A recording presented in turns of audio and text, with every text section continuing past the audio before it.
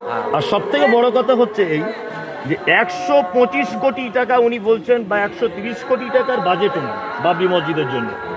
তো আমি বলছি 125 কোটি টাকা দিয়ে বাবরি মসজিদ করে জাতির কি লাভ হবে? বেলডাঙ্গায় আশেপাশে গ্রাম কাজীসাহ, বেলডাঙ্গা, বেগুনবাড়ি বলুন, মির্জাপুর বলুন, কাপাসডাঙ্গা বলুন, এই সমস্ত গ্রামের অজস্র শারীরিক অসুস্থতায় যে সমস্ত মানুষরা ভোগেন, অর্থাৎ রুগী, সেই সমস্ত রুগীরা বেলডাঙ্গাতে উন্নত মানের কোনো চিকিৎসা ব্যবস্থা পায় না। গেলেই সঙ্গে সঙ্গে এফআইআর করছে কোথায়, বহরমপুর না কলকাতা। তা বেলডাঙ্গা থেকে কলকাতা একটা পেশেন্ট পৌঁছাতে পৌঁছাতে মারা যেতে পারে। তার জন্য বেলডাঙ্গাতে একটা উন্নত মানের হসপিটাল তৈরি করা হোক, একটা শিক্ষা প্রতিষ্ঠান তৈরি করা হোক।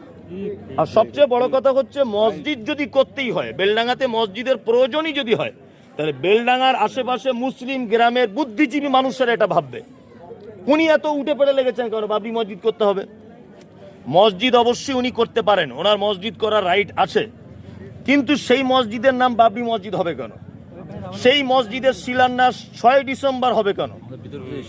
মানে একটা বিতর্কের ইস্যু রয়েছে এখানে। যেখানে শুনুন, বাবরি মসজিদ একটাই, হুমায়ুন সাহেব যতই বাবরি মসজিদ করেন, ও বাবরি মসজিদ আমাদের অন্তরে লাগবে না। আমাদের যেটা ঐতিহ্যবাহী 500 বছরের ঐতিহ্য বাবরি মসজিদ, সেটা আমাদের অন্তরে আছে, এ নিয়ে কোনো সমস্যা নেই।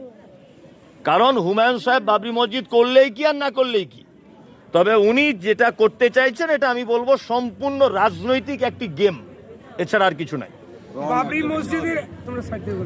বাবরি মসজিদের পাশাপাশি উনি একটি পার্ক করতে চাইছেন, একটি হসপিটাল করতে চাইছেন এবং একটি ভালো স্কুলও করতে চাইছেন। আচ্ছা, এবার একটা কথা বলি, উনি মসজিদের পাশাপাশি হসপিটাল করবেন, স্কুল করবেন, একটা পার্ক তৈরি করবেন। আমি মনে করব প্রথমে হসপিটালটা হোক, তারপর স্কুলটা হোক।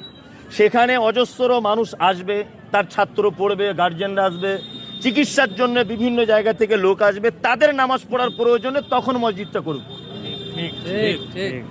এখন নামাজ পড়ার প্রয়োজনে তো মসজিদের দরকার নেই। আমার বক্তব্য হচ্ছে, উনি বলছেন আমি স্কুল করব, উনি বলছেন যে আমি ওখানে চিকিৎসার ব্যবস্থা করব। তো ওখানে বড় যদি একটা হসপিটাল করে, চিকিৎসার জন্য সারা বাংলা থেকে লোক আসবে, একটা লোক সমাগম হবে। স্কুল করলে ছাত্ররা থাকবে, তার গার্জেনরা আসবে বা ছাত্রদের প্রয়োজন, তখন একটা মসজিদ করা যেতে পারে। প্রথমে এইগুলো হোক, তারপর মসজিদের কথা ভাবুক।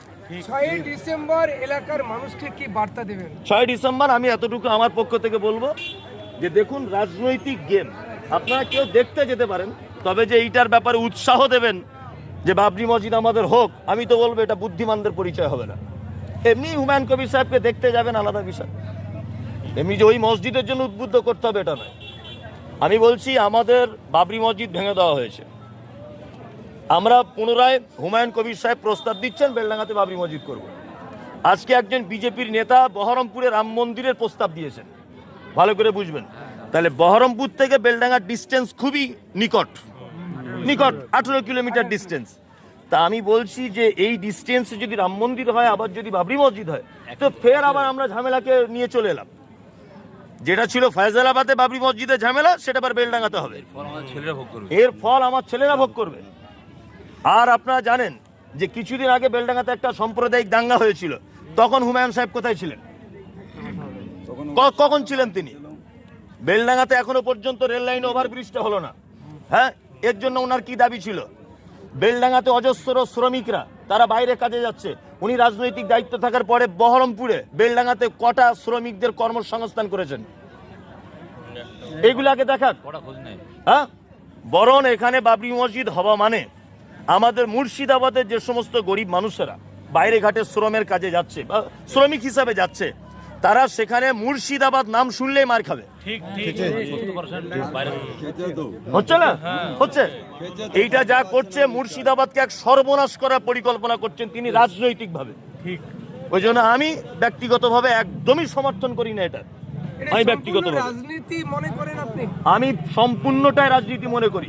তাছাড়া ওনার মাথাতে ভূত চাপলো কি করে যে বাবরি মসজিদ করতে হবে আবার 6 তারিখে?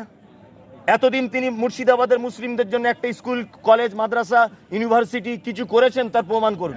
গত লোকসভায় আমরা দেখেছিলাম ইউসুফ পাঠানকে জেতার জন্য যে রাস্তা বেছে নিয়েছেন, সেটা কি জেরক্স কপি মনে করছেন?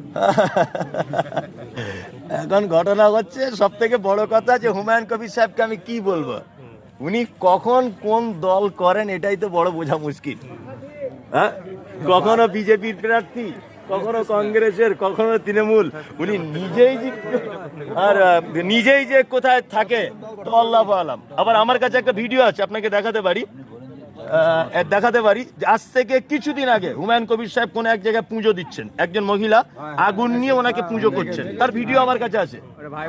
এই লোকটা কি করে মসজিদের ব্যাপারে ধর্মীয় আবেগ দেখাচ্ছেন, রাজনীতি চাল চলছে। এটা আমি বুঝতে পারছি না। যে লোকটা এক সপ্তাহ আগে তার মুখে আগুন নিয়ে পুজো করা হচ্ছে, তাহলে সেই লোকটা মসজিদ করার আবেগ কি করে করছেন? এখনো বেলডাঙ্গাতে অজস্র মসজিদে যেখানে মুসল্লি নেই, ফজরে 5 জন মুসল্লি, তাই না?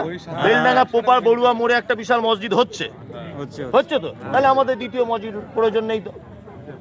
জি, যারা আবেগ দিচ্ছেন আবেগ না দেওয়াই ভালো। জি, ঠিক আছে।